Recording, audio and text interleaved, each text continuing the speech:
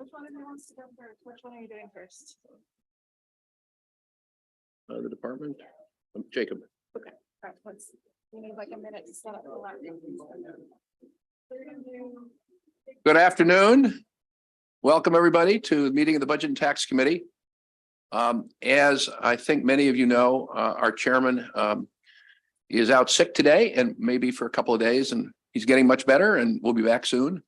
But for the time being, you're stuck with me.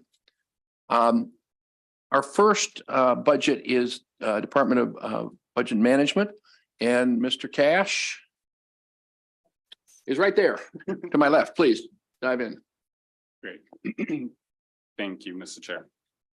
Today, we'll be going over the Department of Management, Office of the Secretary. For the record, my name is Jacob Cash. On the cover page, you can see the overall budget allowance for fiscal 2024 is $41.4 million, and this is a $3 million increase. Most of that increase is a budgeting technicality because of some fiscal 2023 salary enhancements that are not repeated in 2024. For this budget, they do appear elsewhere in the Office of Personnel Benefits. Let's go straight to Exhibit 2. And you can see for one of the performance measures is the central collection unit and their net profit and the percentage of debts which they're recovering payments for. They have been increasing activities since COVID, and they're increasing to a larger share of debts recovered, and that allowed them to achieve a net profit in fiscal 2022. So we are expecting there to only have been just that one net loss in 2021 from the pandemic. On that, there is also an increase expected to be coming this spring for Easy Pass when they send their backlog of debts to CCU, and we are asking the agency to comment on what effect that might have. Next, for performance measures, Exhibit 3 shows the number of zero emission vehicle purchases the state has made and the share of which there was an option for a zero emission vehicle. They are increasing that and they are past the goal. But if you consider the overall number of vehicles the state's purchasing for which there is no equivalent for a zero emission vehicle, there's still some improvement that the state could see. Exhibit 4 on page 10 displays the agency spending overview and based on the units where the money is being spent. The largest unit by budget is the central collection unit. However, the Office of the Secretary as a whole, the Office of Budget Analysis is one of the larger sections for budget and management, obviously. And then the larger section for personnel will be in the next analysis. The overall budget change, as I mentioned at the outset, is a decrease of $3 million.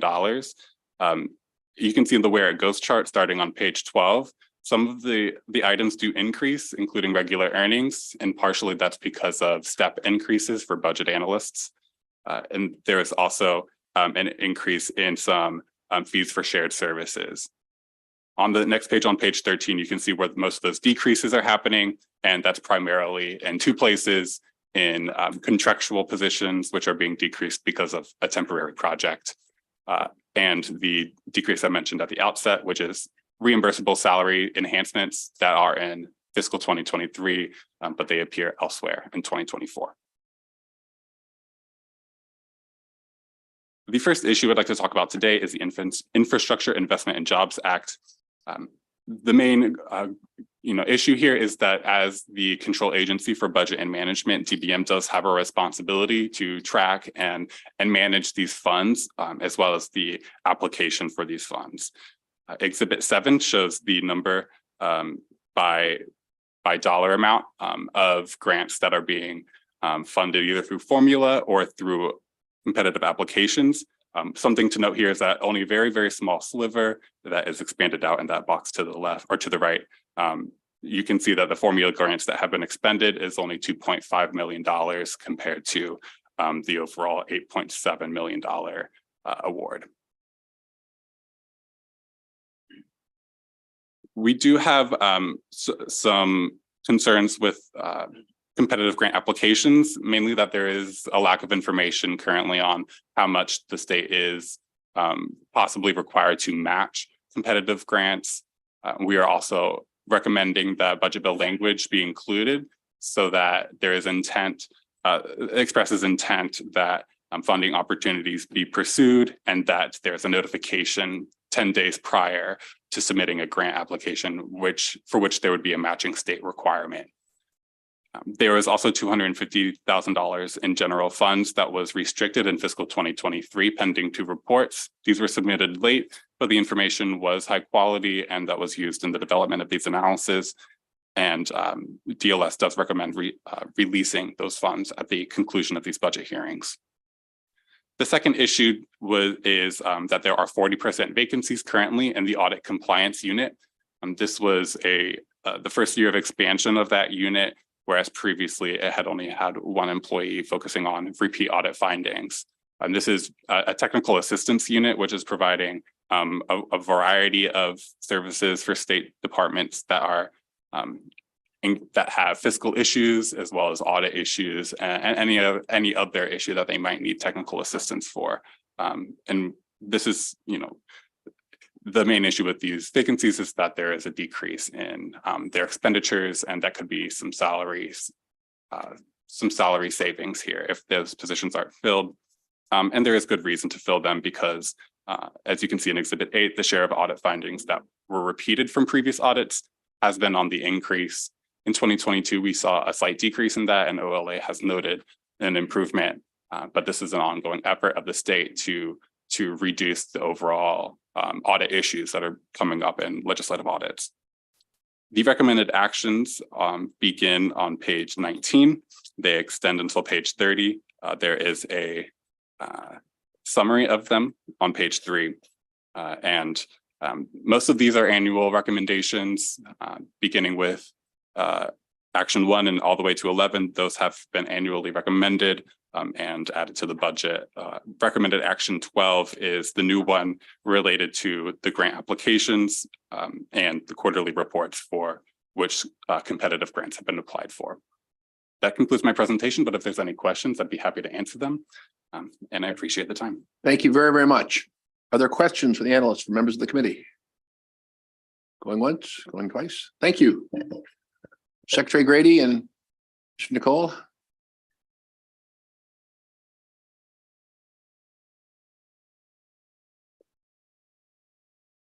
Good afternoon, Senator and members of the committee.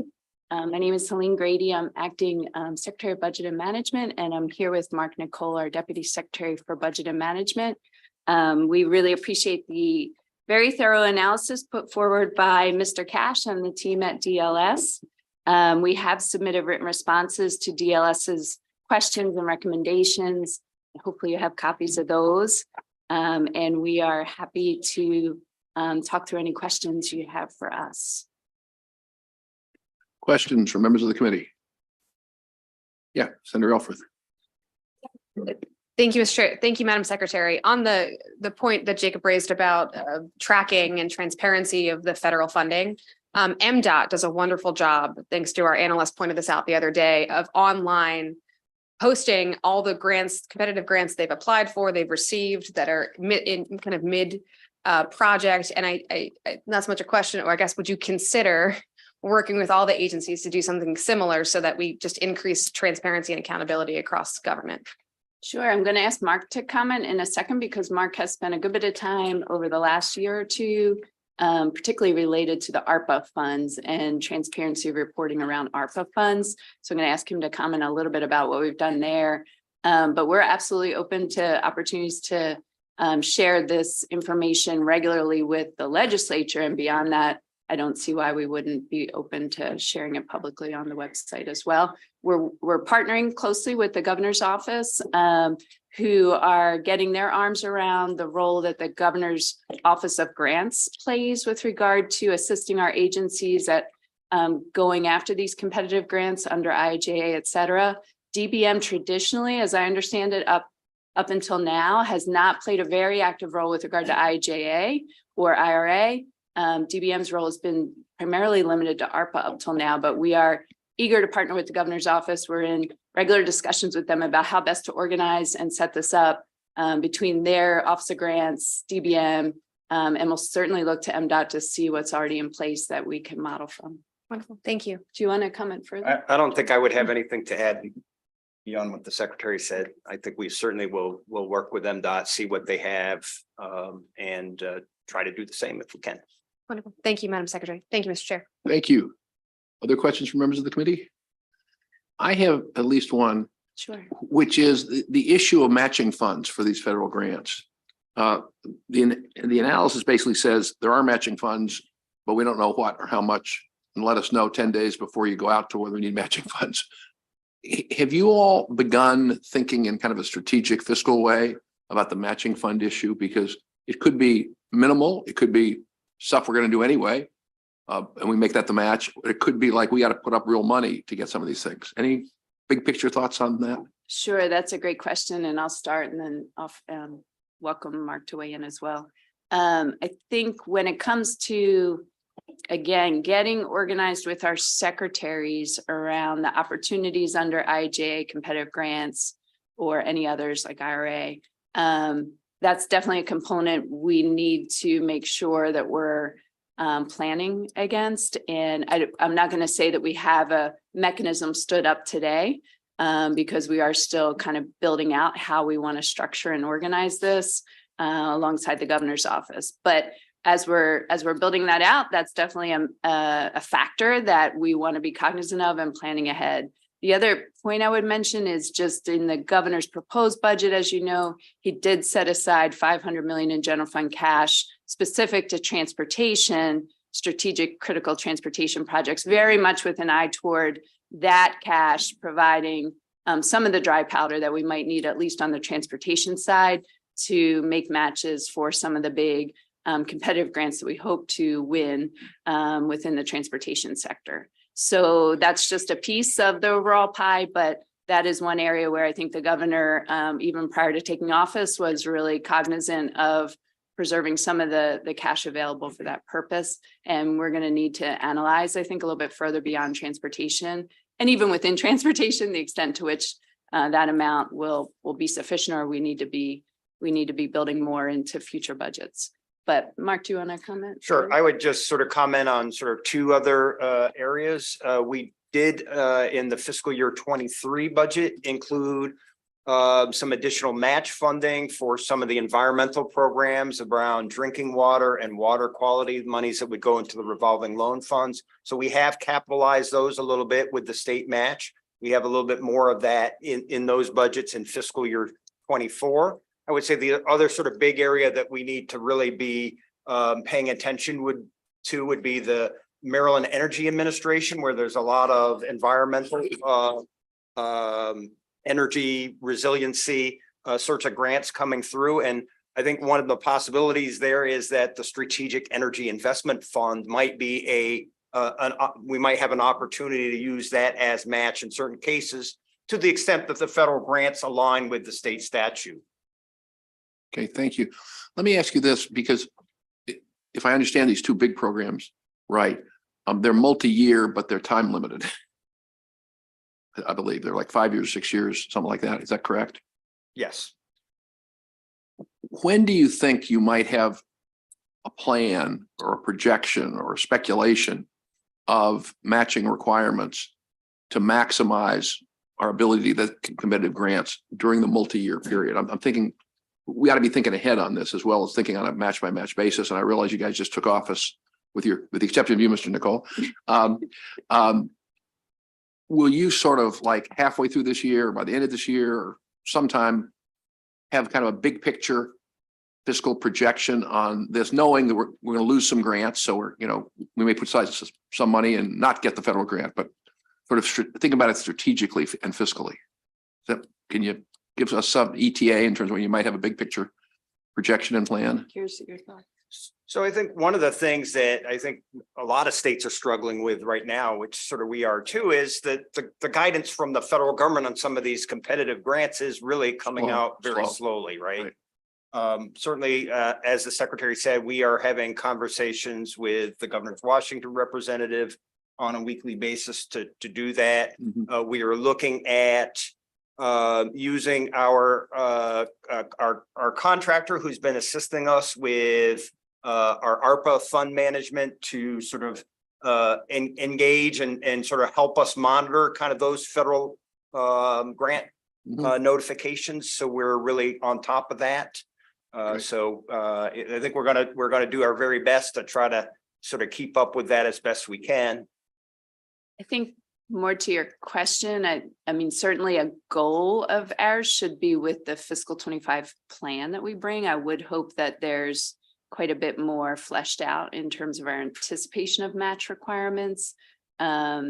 Whether we'd have a comprehensive view of that ahead of the 25 plan next January, I'm not sure. I think we got to dig in and understand better what we're looking at. But just speak for myself, I think that's a good way to think about it. By next time we talk next year, we should have kind of a multi-year approach to this, so we know what we're getting into. I would agree. That's Great. a goal. Okay, thank you. Any other questions? Senator Hedlund, yes. Thank you. I wasn't intending to ask a question, but Mr. Nicole, you just mentioned having a contractor on this. Could you elaborate on that? What their role is and what you expect from them? You should talk a little bit about them. Sure. So we have to help the state with our management of the state and local fiscal relief dollars that we got from the federal government, the $3.7 billion. We've hired an emergency management contractor, Haggerty Consulting. They were assisting originally on a contract with the Department of Emergency Management to handle some of the COVID relief. There was some ability for DBM to sort of piggyback on that. So we've had them, they're helping us with sort of monitoring right now, the expenditures, working with the agencies and getting all the expenditure data in. We're also having them go out and do desk audits of all the agencies to making sure that we are keeping the appropriate records. So with the Treasury auditors come back, we can have all our expenses detailed. We'd like to sort of expand that a little bit to do a little bit of this, sort of monitoring the federal grant availability. I mean, that we do get a lot of that support from federal funds information for the state, which is a resource that we use, DLS uses, the state agencies use about grant notifications. But we think any additional assistance to make sure we're on top of that would be sort of very useful. And how long has this relationship been? We've been using them for about 2 years. Okay. I think we are getting ready to exercise a 1-year renewal option in May. And do they provide interim reports on sort of status of what you just said about the agencies? Yes, I meet with them. I have a regular weekly call with them. And they've helped us with some of the joint chairman's reports that we've been required to put forward for the General Assembly. They've helped with the ARPA performance report. I think they play a pretty important role with compliance as well, which is something I've been encouraged to understand as I've been onboarding, the role that they're playing in that regard, which is really important. Thank you. Thank you, Mr. Chairman. Thank you. Any other questions? Yes, Senator Salling. Thank you. Thank you for the information. Just wondering about some of and I wanted to follow up on some of the contract jobs, and I know there've been some decreases. What's your maximum of where you need your people? What's the number that you do have, or do you have a number? And what are some of the positions that we need to fill? Because we know we have contractors. Senator, I'm sorry. if I might, the next briefing will be on personnel. Oh, I'm sorry. And we'll be able to dive into that in detail, but feel free to answer briefly, but So we're going to go I guess- that in more detail. Is your No. question particular to DBM's budget and staffing? Well, it's positions that I'm reading here that states for the contractors that you do have. For central And collection, for the central- central collections Yes. unit. Yes. Tony, do you want to? No, I mean, I could wait. That's fine. Yeah. Do you want to? Maybe introduce. Yes. Good afternoon, Mr. Chair, members of the committee. My name is Tony Fugit, and I serve as the director of the Central Collection Unit. And the positions that you're talking about were with our modernization project, which has, if you would, come to a close, and we no longer need those contractual positions to do the development work that we were doing in the past. Okay. Thank you very much. Thank you very much. Thank you. Any other questions on these topics? Okay, thank you very, very much. Stick around. And Mr. Kramer. There you are. We're now going to discuss personnel issues.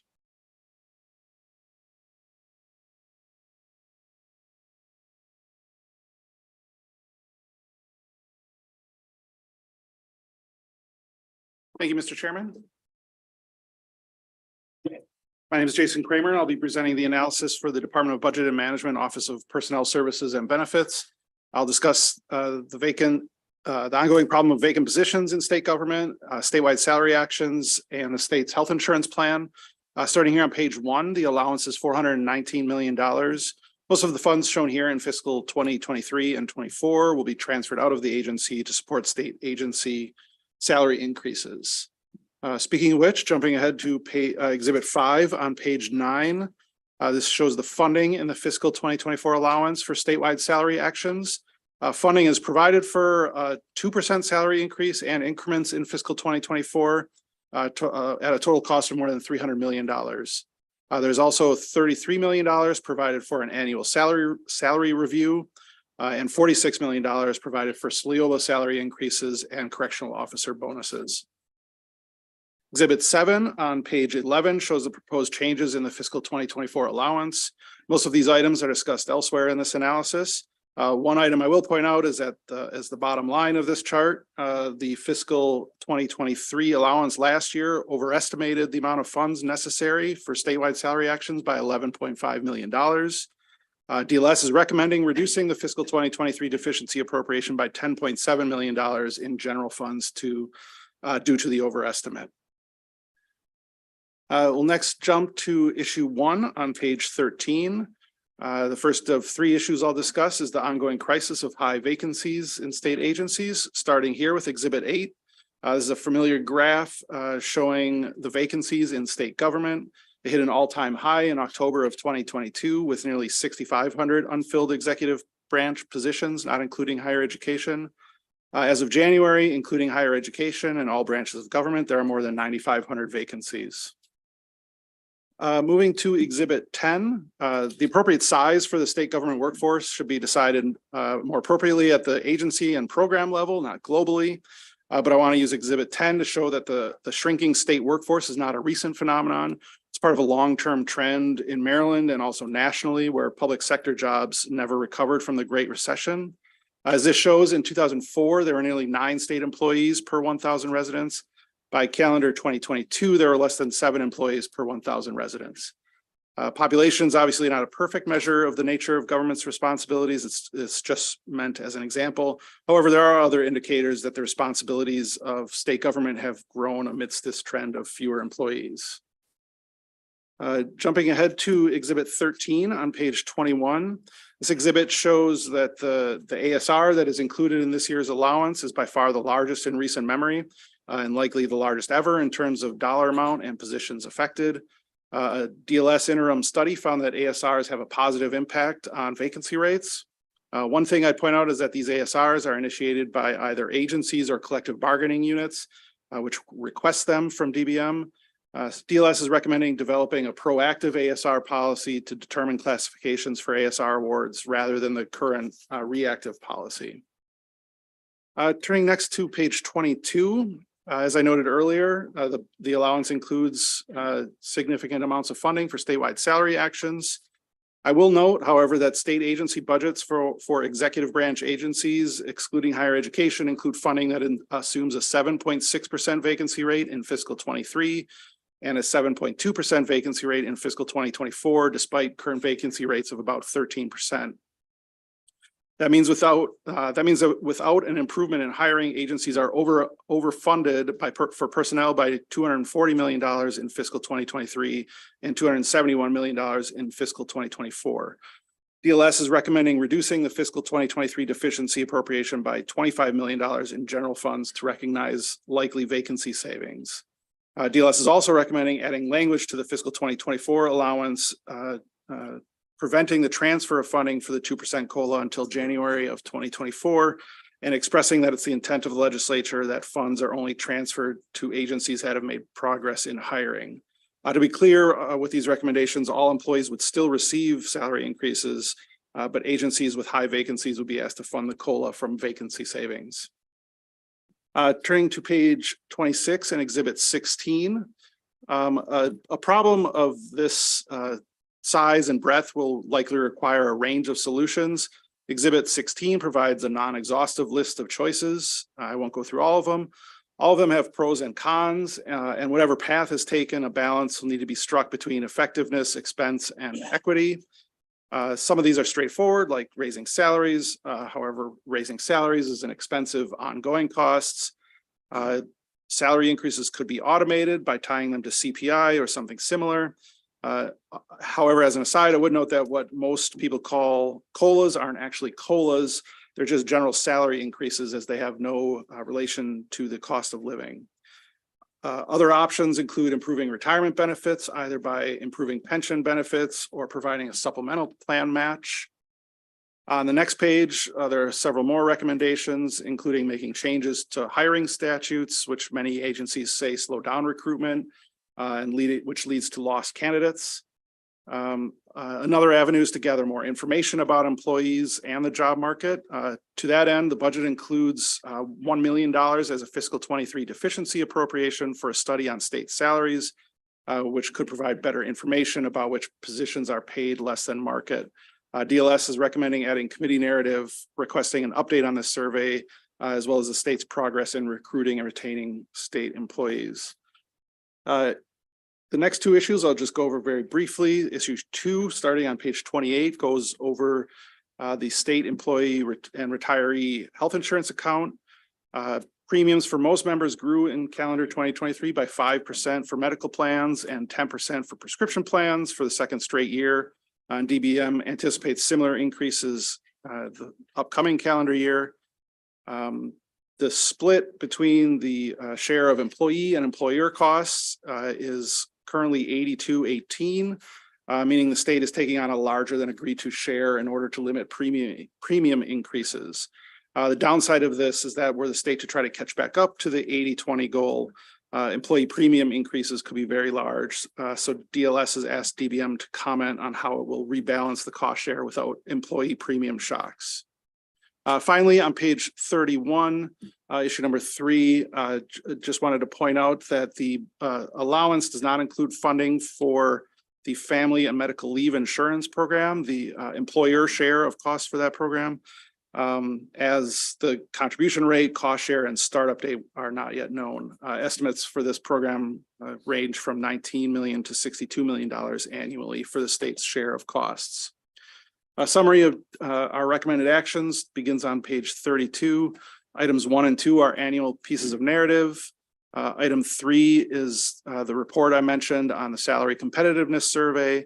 Items 4 through 6 are the items regarding the statewide salary actions, as is item 7. And items 8 through 12 are annual language regarding position creation and abolition and other reporting requirements. With that, I'd be happy to answer any questions. Thank you. Are there questions from members of the committee? Yeah, Senator Elford. Thank you, Mr. Chair. Jason, thank you for this comprehensive review. For my own edification, on the annual salary review, what percentage of salaries are reviewed generally every year? I know you have a chart here, and how much are being reviewed this year? We're talking about 5% of overall state salaries.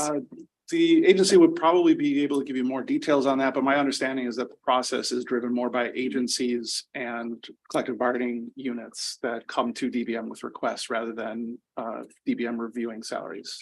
But on your chart on page 21, it looks like it's positive news that we're gonna have more salaries reviewed. Right. In fiscal So the positions listed on the chart are receiving salary increases, and I believe it's upwards of 6,000 positions that will be receiving salary increases as part of the annual salary review. Understood. Okay. Thank you, Mr. Chair. Thank you. Other questions? I have a couple of questions. One is on page 24, where you compare new positions in 2023 and 2024. It shows for higher education, 844 new positions in 2023 and 3 new positions in 2024. You have any idea what explains that? Typically, higher education creates their positions at the beginning of the academic calendar or at the beginning of the school year or in August. So those positions are created in this current fiscal year in August of 2023.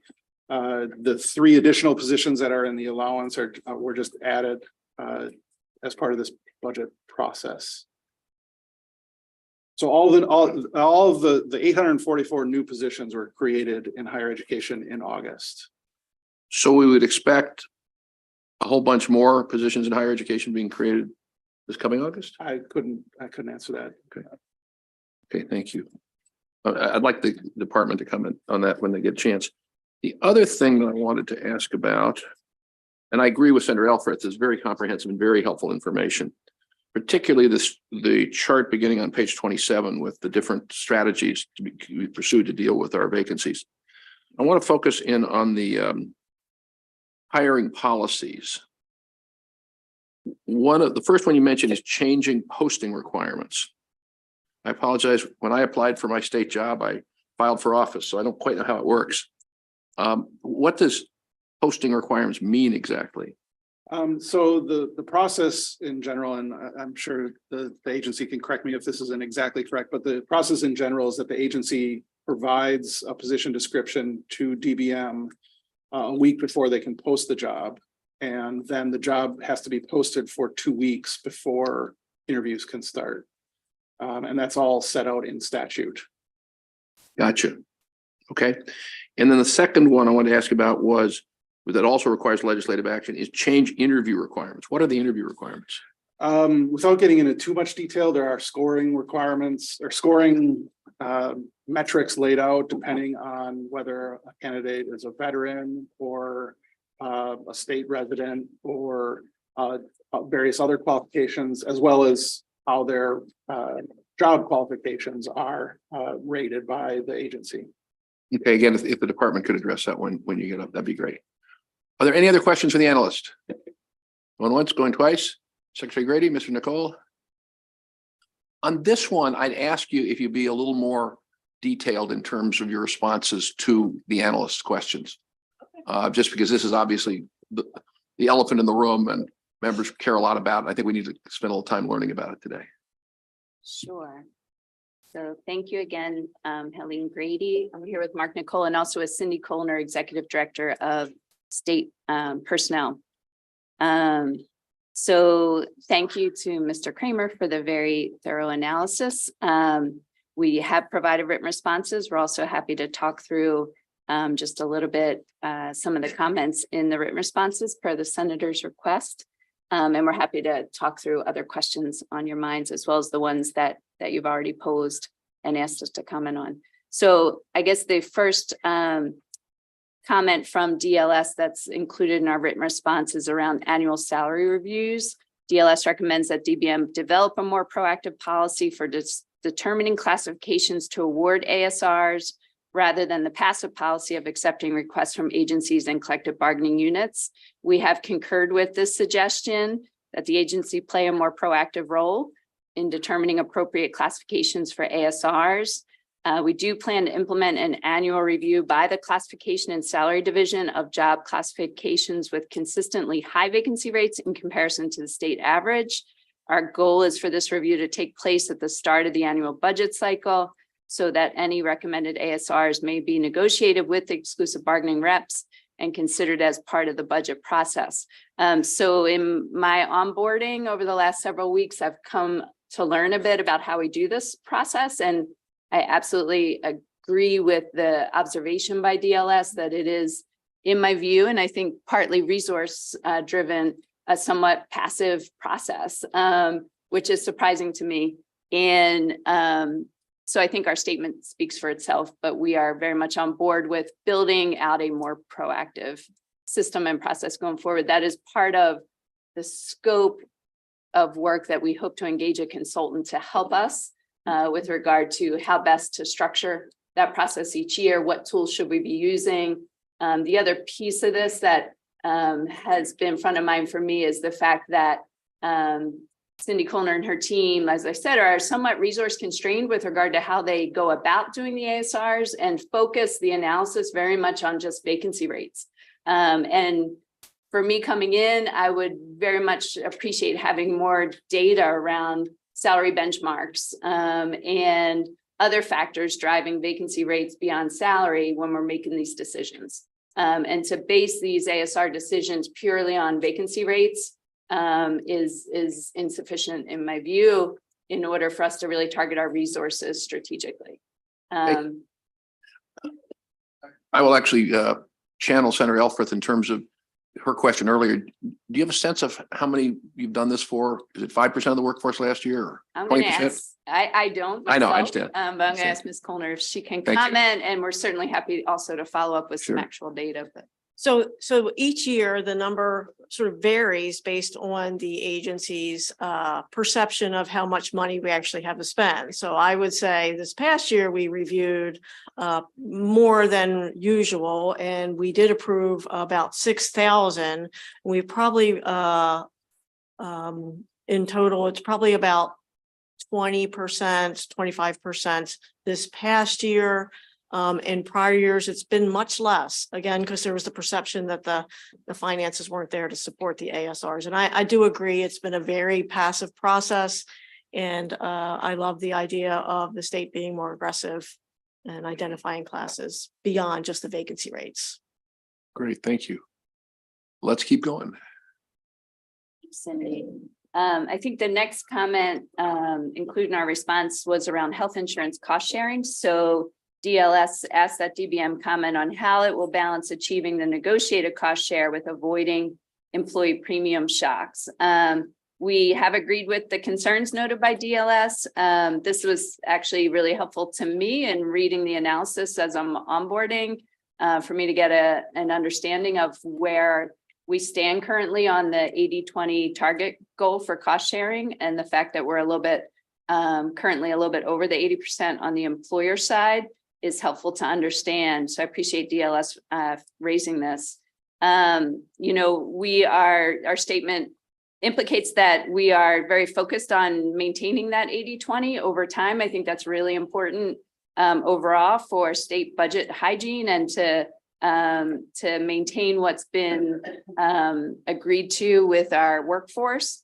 And the comment here notes that personnel in particular is considering and will continue to pursue a variety of strategies to control spending growth. So cost containment, cost reduction strategies within our benefits program in order to try and maintain that 80-20 split without, you know, having any kind of shocking increases to employees in any given year. I totally am on board with trying to smooth impact to employees year over year. I can definitely understand a policy position during particularly early in the pandemic of potentially having held down employee increases, particularly if salary increases were not where they needed to be. But I do think that going forward, it's something we need to be really focused on, getting back to that 80-20 over time, and hopefully doing it in ways that aren't, you know, shocking in terms of increases to employees. And I would just ask Cindy if she wants to comment further on any of our strategies or what we're considering. Right. So in order to avoid sort of that shock, we hope to refocus our efforts on the wellness program. As Jason had pointed out, we've sort of hit a lull in that. And additionally, we are working with our consultant to look at additional disease management strategies to help bend the trend line down. And we'll be building that into a future RFP that will be coming out. Thank you. Prescription drug benefits. Yeah, so DLS had asked us to provide an update on the status of the ongoing legal action regarding retired prescription drug benefits. And, you know, we can share that as of just about a week ago, February 21st, actually exactly a week ago, the Court of Appeals for the Fourth Circuit issued a published opinion rejecting the district court's conclusion that state law vested in retirees or employees a contractual right to prescription drug benefits. So this was a pretty important decision coming down just last week. Because the two statutes did not create a contractual right to prescription drug benefits, the Court of Appeals affirmed the dismissal of AFSCME from that case. The full implications of this Fourth Circuit opinion are currently being analyzed by the Office of the Attorney General. The Office of the Attorney General, I believe I can share, if I have this correct, filed a motion to dismiss on Friday for the other case, and that's pending. We happen to have a call with the attorneys involved this morning, myself alongside our benefits team, to begin to talk through the implications in terms of potential timing of subsequent actions and what the implications are for the state's retiree drug program. So we are kind of getting up to speed, and we'll certainly be keeping the legislature and DLS looped in as we learn more and are able to plan ahead. But very important decision that came down last week. Thank you. It looks like you concurred with everything else except the next one, which is the pre-funding retirement health costs. You want to comment on that? Okay, and I may need Mark's help here too. So the next one was around, the comment was that DBM should comment on the possibility of pre-funding retiree health costs. This is what's referred to as our OPEB liability and OPEB contribution in our budget and on our financial statements. And our statement is that the administration is committed to continue funding retiree health expenses on a pay-as-you-go basis. I know that the legislature is very cognizant from DLS and their fiscal overview, et cetera. And the Spending Affordability Committee has looked at and commented on the somewhat overwhelming OPEB liability that exists on the state's books. This, the potentially outcome of the litigation that we just discussed could potentially help impact that to the better, depending on how things land in both cases. And in the meantime, Maryland, like most other states, as far as I understand, our funding on a pay-as-you-go basis. We have not yet developed a strategy to tackle that larger long-term unfunded liability at this point. Okay, thank you. Do you want to add anything? Is there anything else you want to comment on orally? Not No. in particular, no. Okay. But we're happy to talk through other questions. Questions from members of the committee? Yeah, Senator Benson. Hi, on page 25, I see where you all have two new agencies that you all have established. Could you elaborate on what these agencies are going to be chiefly responsible for? The Department of Service and Civic Innovation. Sure. And the West North Avenue Development Authority. Can you comment on? Yes. Why is it that you think you may need that? And then the other part of the question is, I am a little concerned about your turnover, the staffing turnover, and it's due to the salaries that you all are paying the people who work for you. Can you comment on what you all are doing to maintain stability with the people who work for you? Sure, we'd be happy to, and I appreciate both questions.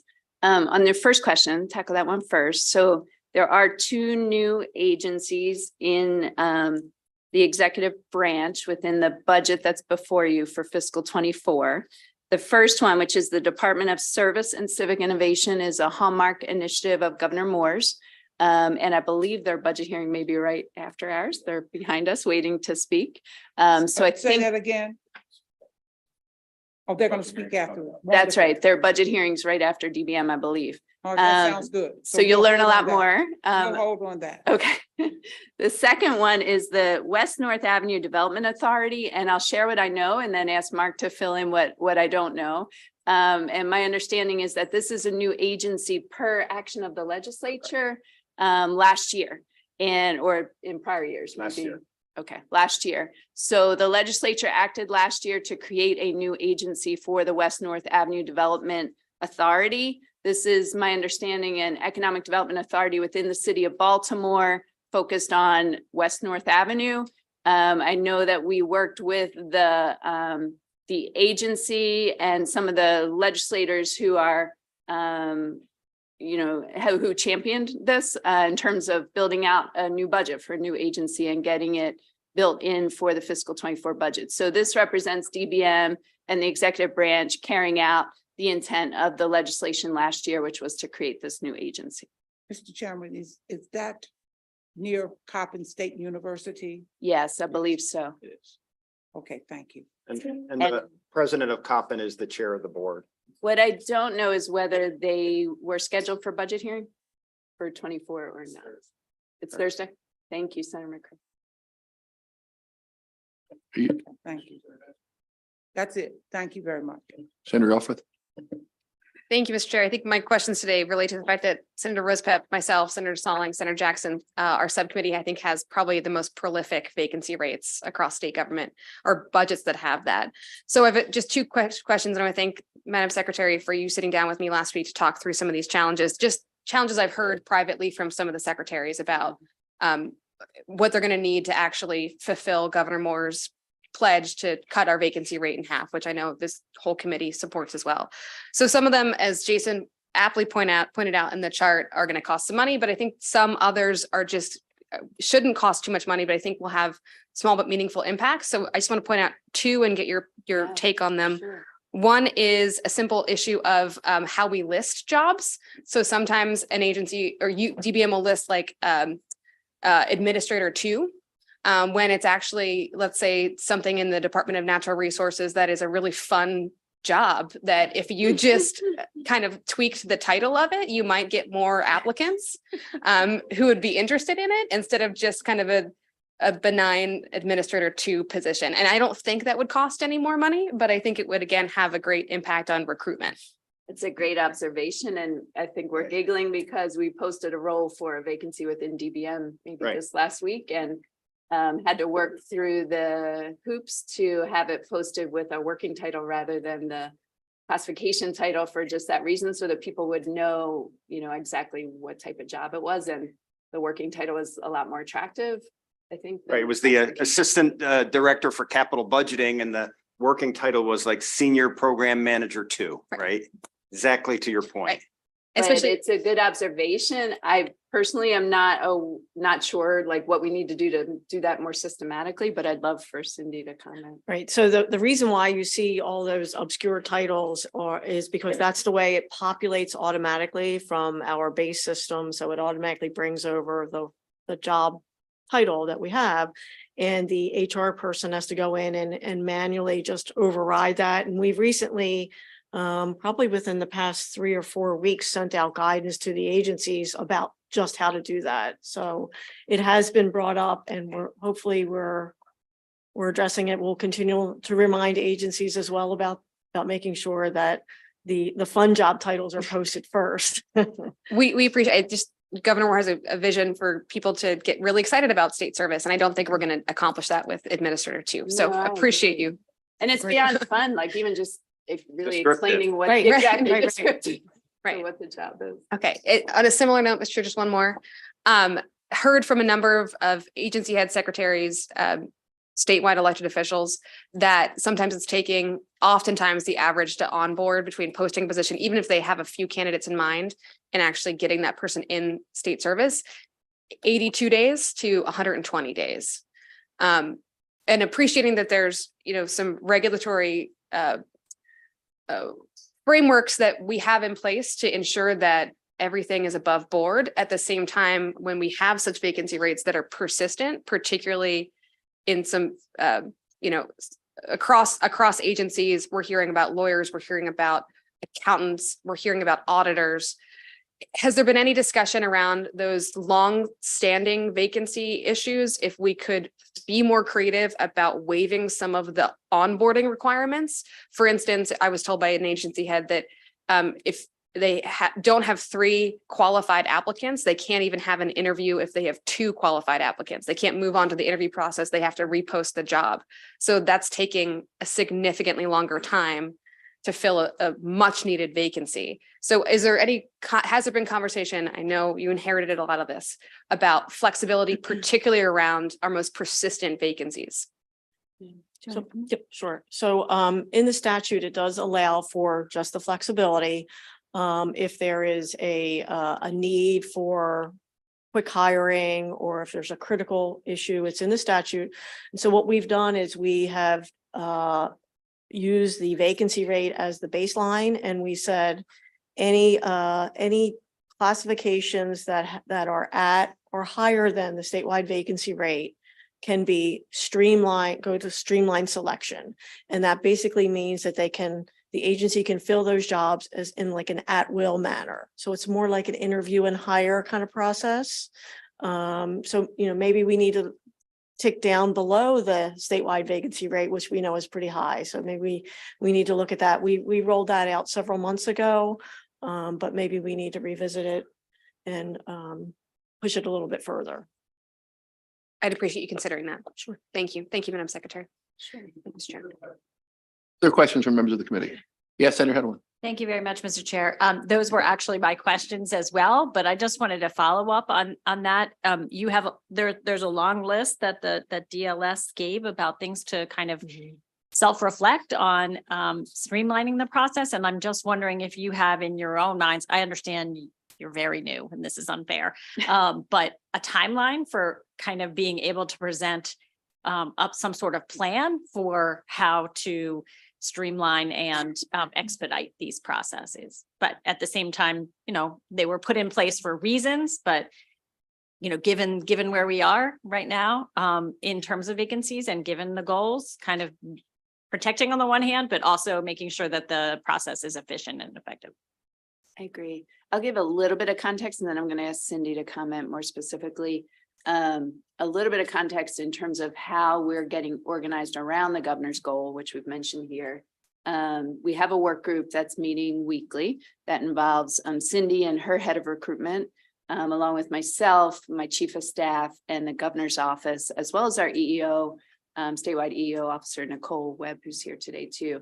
And we're sort of driving the project management in terms of how do we support our agencies toward meeting this goal and get as far along as we can this calendar year.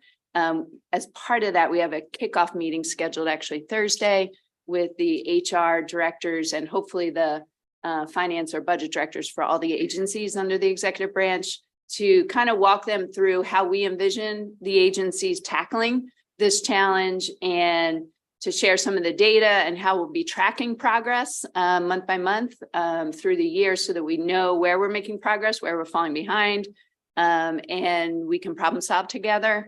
So that we are setting up sort of a structure for accountability, for feedback both ways from agencies to central and back and forth with regard to where the bottlenecks are, how we can move things to help the agencies along with their goals.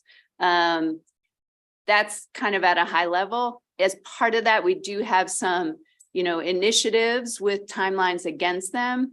I have not yet sat down with Cindy and studied this list of ideas and put timelines against some of these things. And part of what we're also working to do at the same time is to engage a consultant to help us also with regard to best practices. And that may reflect some of the things on DLS's sheet and some other things that we should be doing or thinking about doing over the course of this next year as well. And I'm eager to have that sort of objective outside analysis of what's working and not working here in Maryland with regard to our hiring, recruitment, and retention practices, and what are others like us doing that we should be doing. So that's all very high level. I'd welcome Cindy to comment more specifically on some of these ideas raised by DLS and any that we have, specific plans around or timelines. Sure. Well, specifically regarding our current process, not what was mentioned by DLS, we would like to look at what's in the statute right now and perhaps reducing the timeframes for posting. There's a mandatory 2-week timeframe for posting jobs. We think that's a remnant of when the state used to post in the newspaper. Now we post online and we immediately get a bunch of applicants. We have to hold it open for the full 2-week period. So I think that slows down the process. The downside of that is if we close it earlier, we are limiting access to the job. So it's a cost, as Jason had pointed out, there's pros and cons of each. Additionally, the longer we keep it open, the more applicants we get, and the more we have to go through the structure process of evaluating each applicant. We put them in score bands, qualified, best qualified, most qualified. We have to add additional points. So all of that takes additional time before we can get the hiring manager list. So we want to look at what's in the statute, but we also want to look, one of the creative things we've been doing is we've been looking at having, suggesting to managers that they start interviewing in off hours, or looking at using technology to allow applicants to record an interview, so that managers can review that. And one of the best practices we have in the state is that we have to convene a panel of 3 individuals. And it's really hard when everybody's got a full plate to get 3 individuals in a room together for 6 interviews. So we think that, sort of these after hour interview panels might help move that needle forward. And we really are open to anything that's going to help move this process along. And I personally am very interested in what the consultant will tell us about what we can do better in the hiring process. But we have a lot of ideas. But again, there's pros and cons of each. Thank you. Any other questions from members of the committee? Senator Corderman. Yes, I'm sorry. There you are. Senator Bailey. Thank you. When you're speaking of hiring, some of the different organizations around the country, they have open and continuous hiring. And I don't think we actually do that often here in Maryland, but I would be interested if you'd be willing to look at that, because I think that that's a way that, when we have opening and continuous, especially with people getting out of the military, people getting out of school, they can always be on the list.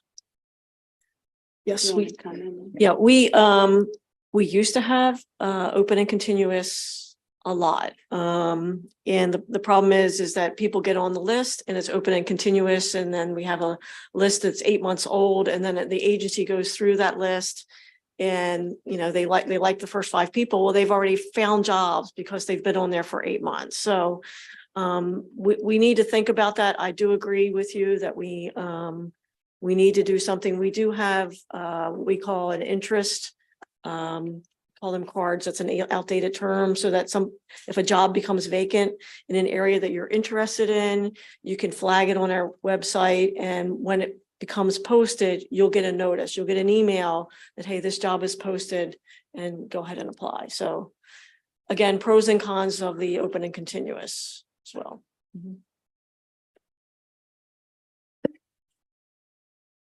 Senator, you finished? Okay, thank you. Other questions from members of the committee? Let me double down on that one. I get it that you have to manage that. On the other hand, wouldn't we keep them open for those that we have continuous vacancies for? Well, we can certainly do that again, but the problem is that if I get on the open and continuous list in January, and Secretary Grady is hiring, I see what you're saying, just continue. Well, for those of you who have Right. vacancies, you're always hiring. That's what I'm saying.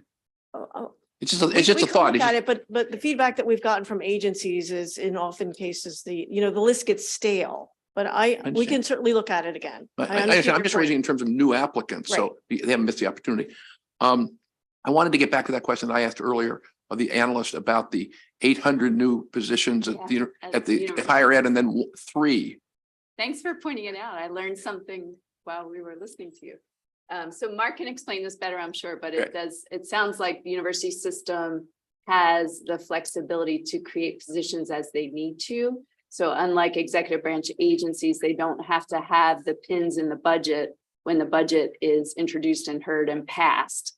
And so I presume that means they wait until later in the year, presumably prior to start of the school year, It's a way for them to, release their position.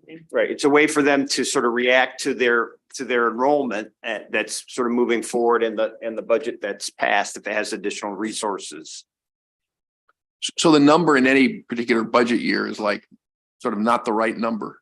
Correct. Gotcha. Okay, that's very helpful. I appreciate that. Want to wrap this up because we've got some witnesses and we have the other hearing.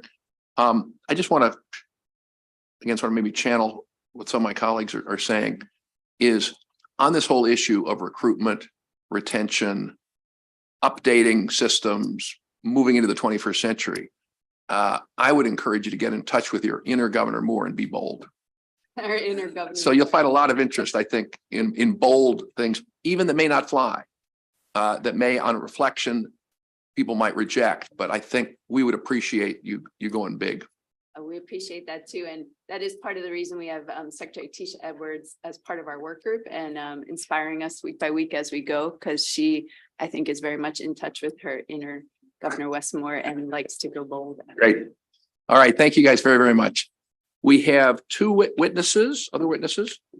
We have Ginger Noble and Michael Carter with AFSCME, one with local 354 and the other with local 557. Welcome.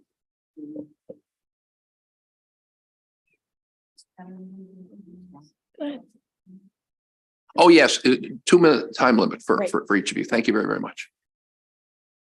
Okay. Hello, good morning. My name is Michael Carter.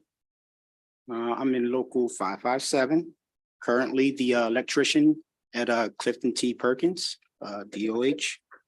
I have been with the state of Maryland over 8 years, going on 9, in the maintenance department. We are currently super short since the pandemic.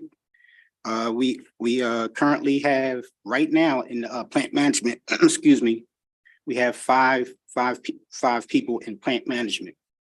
We currently have a new director that's just currently since within a year.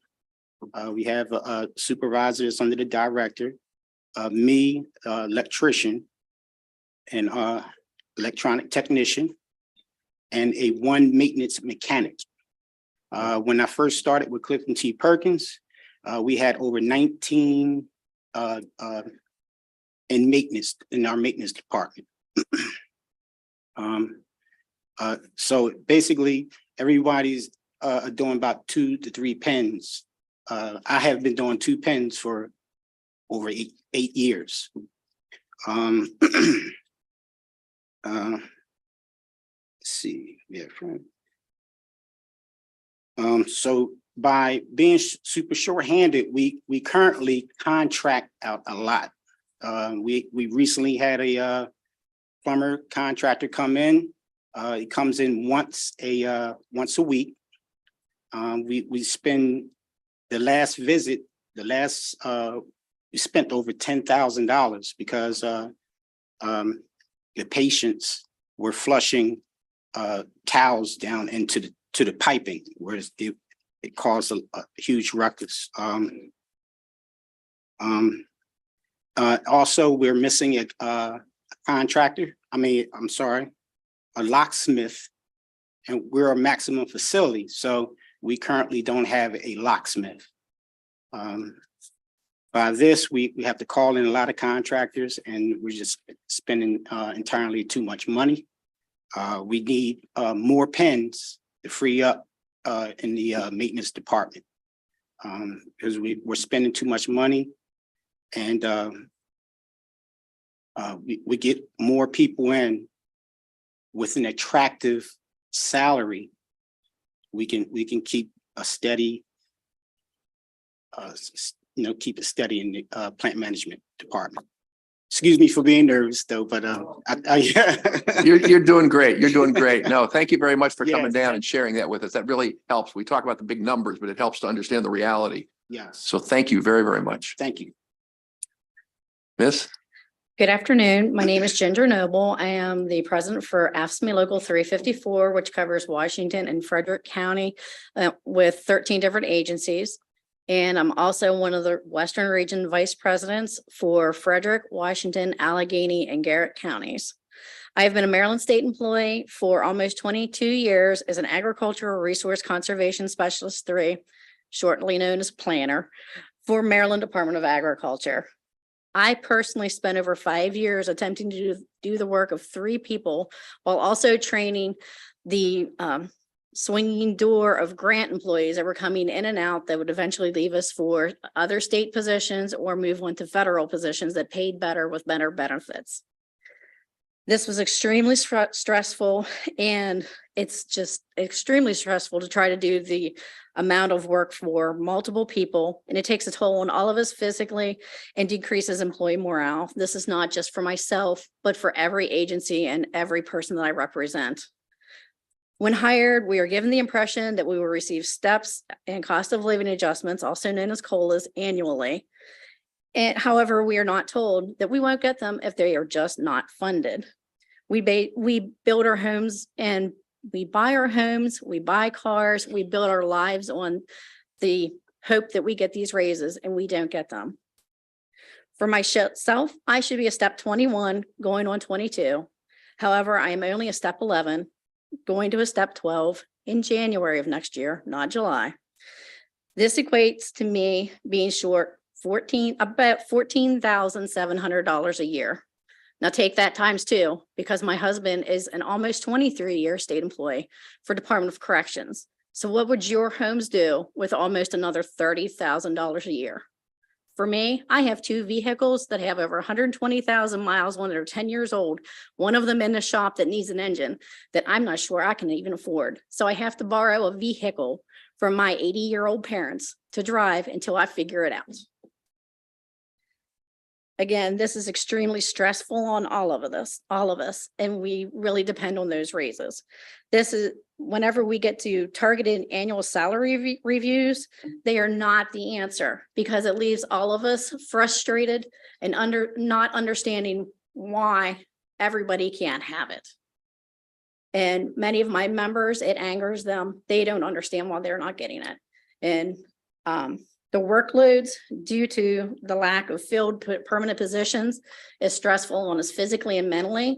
And it's only compounded by the physical and mental stress that we have by not having the financial means to take care of what we need.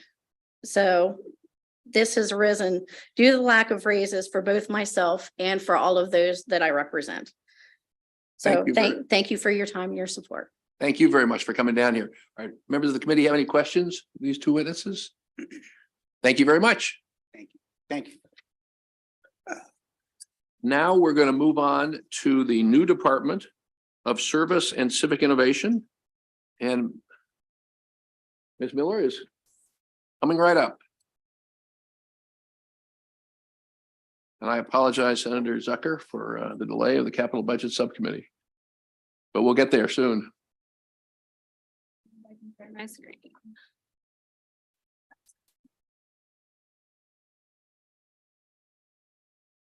Okay, good afternoon. My name is Madeline Miller, and today I'll be presenting the analysis of the new Department of Service and Civic Innovation, which was established by an executive order issued on January 19th, 2023. DSCI's mission will be to promote service and volunteerism in the state. In addition to operating the service year option program as would be established by HB 546 and SB 551 of 2023, the new department will also house 3 programs from the executive department, boards, commissions, and offices.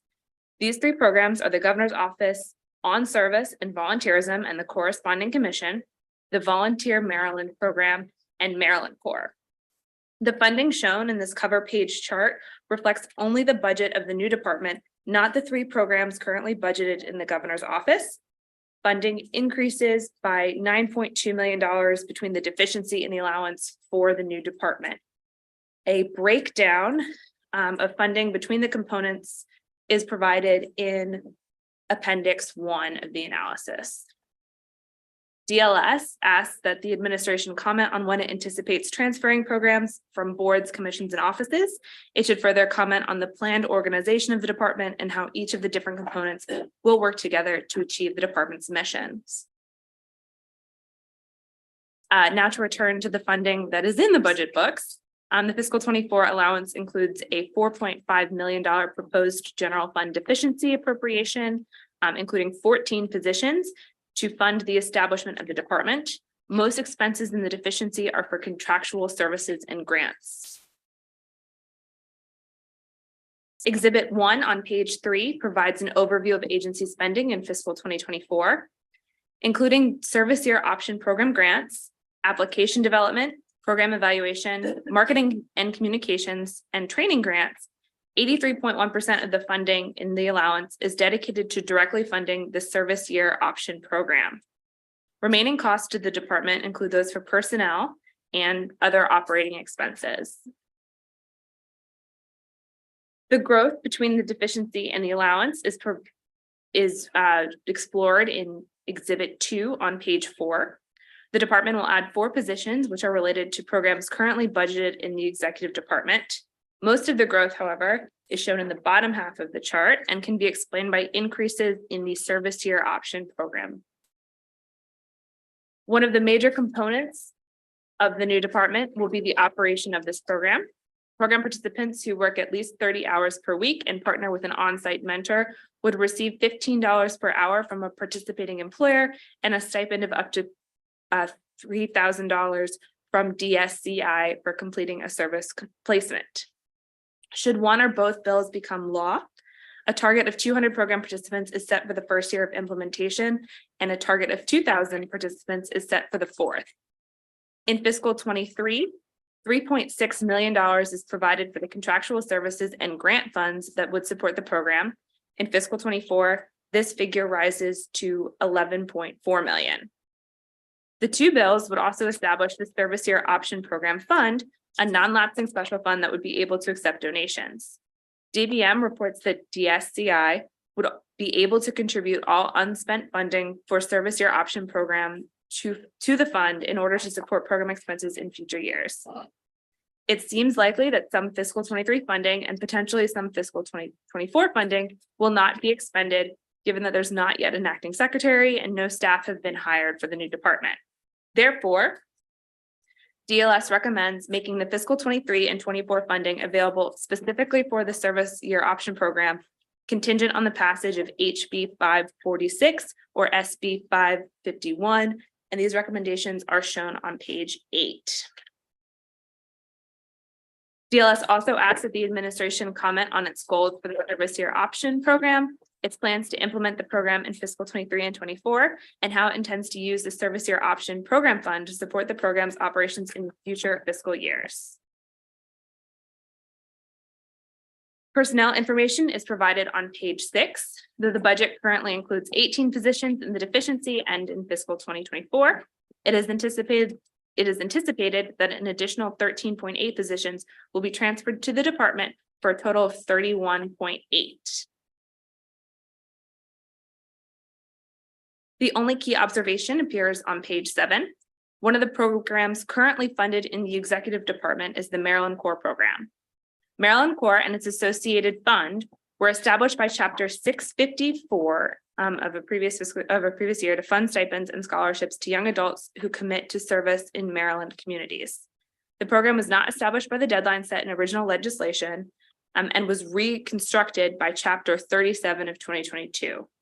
Under the reconstructed program, participants are able to transition to the workforce as well as to an institute of higher education.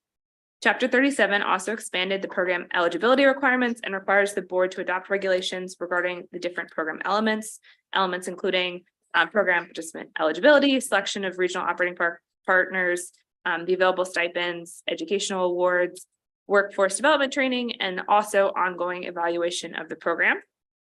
The administration should comment on the operational plans for the Maryland Corps program and the associated fund and how it will operate within DSCI. That concludes my presentation, and I would be happy to take any questions at this time. Thank you. Members of the committee have any questions? Going once, going twice? Okay. Oh, yes, Senator Benson. Yeah, thank you very much. Don't we have a program operating like this in the state of Maryland for Yes. community service? Yes. How's that different from what is being proposed here? That is a question that is posed to the agency in this. I'm sorry. That's a question that's being posed to the administration, and that I believe they'll be answering in their testimony today. Forward to it. Thank you, Senator. Any other questions, members of the committee, for the analyst? Oh, okay, thank you very much. If the folks of the administration would come up, Mr. Pierce, Mr. Dorsey, Ms. Chung. If I could suggest, because this is a new program and there are lots of questions about it, and this is the first time we've heard it in this committee, if maybe you could start with kind of the overview of what it is and how you see spending the money, and then come back to deal with the specific questions from the analyst. Sure, Thank you. absolutely. Thank you very much, Vice Chair. My name is Johnny Dorsey. I am a Deputy Chief of Staff for the Governor. We'll all introduce ourselves and then I'll get to that. Andrew Pierce, I'm the Executive Director of Budget Analysis and DBM. June Chung, Deputy Legislative Officer, assigned to this new department. Maybe one other, if it's okay, detour before I answer is we wanted to just thank Madeline Miller for the analysis. We all appreciated the work that went into it and concurred with points, as we said in the written testimony we submitted. On the question, so the new department, as Secretary Grady said, is a landmark piece of the governor's agenda coming into office. It is a way to align all of the different service programs in the state that seek to recruit Marylanders to work on important public impact projects. That includes the existing programs, the multiple important existing programs that are already there, and the new service year option that the governor has proposed. The service year option is specifically targeted at young people coming out of high school who are preparing to bridge to the next step of life, be that higher education or a career, and in particular, those who've not yet found that path when they are getting close to finishing high school. The other programs are things that our team is quite fond of. I'll note that my boss, our Chief of Staff, and the governor worked together to launch Baltimore Core and collaborated with some of your colleagues on Maryland Core planning and continue to be fans. We're excited about that. Michael Smith, the CEO of Federal AmeriCorps, which corresponds with our state commission, came to testify on behalf of the bill and is excited about this new department aligning all these efforts under one roof and under one secretary. And of course, we look forward to being able to present a nominee for that position soon to help drive this effort forward. A little bit more. So how's the money going to be spent? What it's going to be spent on? Sure. All that stuff. Yep. The bulk of the funds will go to actually funding these service positions for Marylanders seeking to serve. And in particular, the new dollars that were outlined are for the service year option program. The members of that program will actually be employees of placement organizations. Primarily, that will be nonprofit partners, though it could be the case that there'll be other departments of the state government that partner to launch service corps. It could be local governments that also partner alongside those nonprofits. In the first year, it's our intent that the state will provide 100% of the wages for those individuals as part of the launch, which is typical of such service programs while they are getting started and proving their value. And then in out years, the intent is to do more cost sharing with those placement organizations, especially larger entities that have more capacity to bring more skin to the game as we build this out. We'll have a secretary, a deputy secretary, a chief of staff, and another team being built around this agency. Some additional costs in the early phase are for marketing. As was discussed in the last section, I enjoyed listening to that. Marketing these jobs in appropriate ways is going to be critical to ensuring that they are popular, especially when we're targeting young people who are currently not connected to that next step of life. We know that definitionally, they're harder to recruit and to place. And so we need to make sure that we build the sort of system that will successfully do that. So there's some funding for marketing and communications. We need to stand up a platform for applying. We'll be able to leverage the assets that do it to do that. However, this will be a new piece of that work. We need to provide some early grants to these nonprofit partners so they can ensure that they're prepared to receive these young people and deploy them successfully. So those are some of the lines of work in the early phase.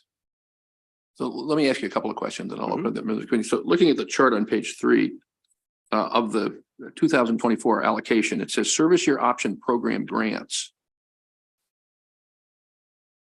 those are grants to employers Yes. to create a program and to pay the wages of the folks in the service year. Is that the way to think about it? Yes. Gotcha. And how many are you how many kids doing this do you see in year one? 200 in the first year. Okay. And where do you see that going over people? I think the governor's talked about wanting this to make an option for anyone who wants to do it and to scale it up big to the extent there's demand. So. Yep.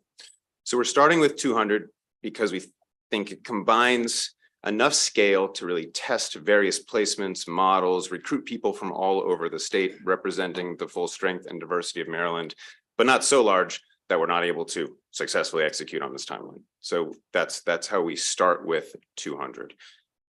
We intend to get to year 2000 by year 4, which will require really rapid work. And to your point, still not necessarily meet the full demand of young people. We will see how many applicants we get per slot. The ambition is not that every single Marylander necessarily does this program, but that all the young people who want to have that opportunity. So we'll probably have to keep scaling beyond that. Our hope and expectation is that this is going to be quite popular. One of my understandings was that you're going to pay $15 an hour, or the employer is going to pay $15 an hour for 30 hours a week. Yes, that's and the other 10 hours a week. What's going on? Yep. So we wanted to build a model that would allow for some amount of flexibility, as these are young people who are determining what their next step in life will be. So we want there to be time to explore another job, do some side learning on something of interest, and tee up that next phase. That's why we didn't mandate it be 40 for every young person. Mr. Chair, may I also add to that? Sure, please. The governor also spoke about financial literacy. So oftentimes I think if all of us reflect back on our own careers, that we often have, mentors in our lives, we have training, we have other kinds of training programs that actually contribute and help us along that career path. So that's what the extra 10 hours are designed for. So it was sort of built into the bill, and that was the intent, to allow for those opportunities to expand, just not just in terms of paid hourly wages for that week, but also just additional workshops and training, career development, professional development, even educational counseling, should the participants be interested in pursuing higher education as well. Would that 10 hours be mandatory or voluntary? So we're actually meeting with the president and meeting with various folks to we're open to being flexible with that, and we're working on amendments with that. And we definitely obviously would appreciate your expertise, especially as this body has really worked quite a lot on that Maryland core program. So we'd be open to talking further about that. Senator Benson. Good afternoon.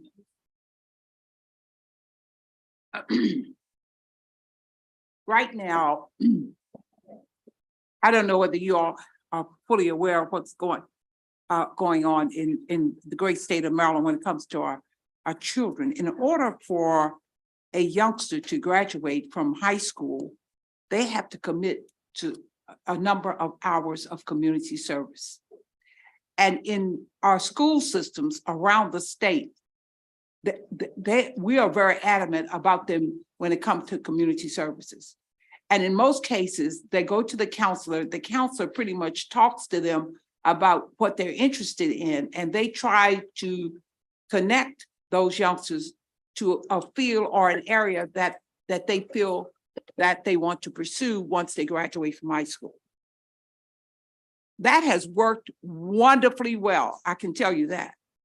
But then during the summer, they also transition to what is called the Summer Youth Employment Program in Prince George's County, where many of the students are assigned to NASA and the areas of interest. And the employer, along with the county and the state, contribute money for those youngsters' salaries. I'm still trying to get my arms around the difference between what is being proposed now and what is already in place. In other words, what we have coming along the pike here is that we are coming up with a pilot program where you have 200 children that are involved in a pilot program, and we're going to pay them, whereby with this community service program, the children are not being paid, or the pay that they get is a high school diploma. Because if they don't commit those number of hours to community services, starting from 9th grade to 12th grade, they have a little difficult time graduating. So I'm just trying to understand what the difference is in the program that you all are proposing to what is already in place. Thank you, I still don't Senator. have my arms around it. You could comment on that, please. Sure. Thank you very much for the question. And I may very well have more to learn about that program. I'm sure I do, and how it would connect to this. My understanding right now is that I'm sorry. I didn't hear you. Say that again. I thought you, Well, you know, when you get to be a certain age. I apologize. You have to be slow, speak a little louder. I'm coming closer. Okay. My understanding of the state's high school service requirements is that they provide an excellent early exposure into this very sort of work. And Maryland was, I believe, the first state in the country under former Lieutenant Governor to introduce this model. And our hope is that it helps build increased demand for exactly this sort of program. People have had that early experience of what it means to get to solve problems in your community. And now we'll have a new chance to have a job after completing high school that allows them to do this work and keep building a career in this space. It's all part of this continuum that perhaps after this year of service goes into an apprenticeship in a related field, perhaps goes into state employment, again, to reference our last session here, perhaps goes into a nonprofit or a for-profit working on these big, important challenges in the state of Maryland. Thank you. Senator Quarterman. But don't they do that? Senator, I'm sorry. could we pursue that offline? We are behind schedule in terms of the capital budget hearing, but Senator Quarterman and Senator Elfreth have some questions. Thank you. Thank you, Chair. And I'll keep it brief and just kind of following up on some of the things you said before. This is kind of identifying individuals who have graduated, they're looking to serve, they're not quite sure what they want to do next, things of that nature, like you said. And I believe you said that a lot of the partnerships you believe would be in the nonprofit world or government, local governments and things of that nature. And we talked about the funding the first year, this would be 100%. After that, going forward, I guess when you start talking about other local governments, my concern here is, are we talking about, I guess, one, that it would be enabling, that would allow these local governments to do it. They wouldn't be mandated to do it. Because then if you're not picking up all the funding, then are we looking at a unfunded mandate situation here where now local governments have to pick up the tab, so to speak, to do that. So that's question one. Second, question two is kind of, you started alluding to it a little bit. What the overall objective, you gave out some scenarios, but what is, how do you define this as a success after year one? What are the matrices that you're looking at to say, hey, we hit these benchmarks, this is a success, this is why we feel we need to continue. Great. Thank you. Thank you very much for the question, Senator. On the first one, certainly there's no intent of anyone being required to host any of these members. This has to be attractive to both sides of the talent market, to employers and to young people to serve. And it's our job to build a program that achieves both those goals. There's no intent for any mandates related to that. Evaluating success for these service models is more complicated than some other work because you're inherently seeking to achieve multiple aims. The young people have to produce real value in their placements. They're doing work on important problems. We called out a few areas of work: healthcare, education, the environment. And so we want to make sure that they're producing real value, and we structure the job such that that is possible. And the other objective is to ensure that these young people are having a meaningful experience, learning skills, and connecting to that next phase of life. There are other additional pieces we want to measure. For example, how effectively do we bridge lines of difference in the state across race, class, geographies while people are serving together? There are lots of objectives that we'll have to measure. We built in some funding to do a serious analysis of the impact of this work. The reason that's in year one, though it'll be smaller scale than we intend to get to, is so we make sure we bake in those evaluation protocols and practices early, and they'll be studying exactly those sorts of things I just talked about. Thank you, Senator Elfreth. Mr. Chair, briefly, thank you for this. I want to connect it back to the conversation we just had on state personnel and endemic vacancy rates and making sure we're killing two birds with one stone with this program. So talk to me about what happens after someone completes. Are we being aggressive in onboarding them into state service? Because I think that's a real opportunity here. Yes, thank you very much. We love this question. The governor speaks passionately about the year after, the next year, and how we make sure that this is a bridge to that next opportunity. The theme of his State of the State was service will save us for exactly this reason, because it's about building this pipeline of work to external to government players as well, but also to the government itself as we have to recruit. And some of these people could serve, to my first answer, in government during the placement. Sorry. So what does it look like? We share the same mission, but Yep. what's the mechanism for getting them into state service after their year is complete? Yep. So what we have planned right now is some mentoring, some career counseling, those sorts of supports. However, there's a lot more to build when we have the team in place, and I wouldn't want to pretend to have it all sorted out now. But as we're talking to potential talent to work in this administration, this is clearly one of the big objectives, is that we build out that ramp. We met yesterday with National AmeriCorps, and this is one of their big areas where they want to collaborate with us, is thinking about how we get this connectivity to state employment right. Everyone in this service movement knows that those workforce connections and real government employment connections are a big part of what's going to make this service movement a true success. I'm going to suggest, and I'll pose it as a question, would you be willing to meet with DBM office of personnel to make sure that we are smoothly onboarding and that folks graduating from your program don't have to wait 82 or 120 days, and we can smooth that process out at the end? Thank you. Love this question. I was on a Zoom with Helene and Cindy last week on this broader topic, but absolutely we have to get that right. Thank you. Thank you, Mr. Chair. Thank you. And with that, the hearing is over. Thank you for joining us. This is the end of the full committee meeting. We're going to take a 5-minute break, and then the capital budget subcommittee is going to begin its hearings.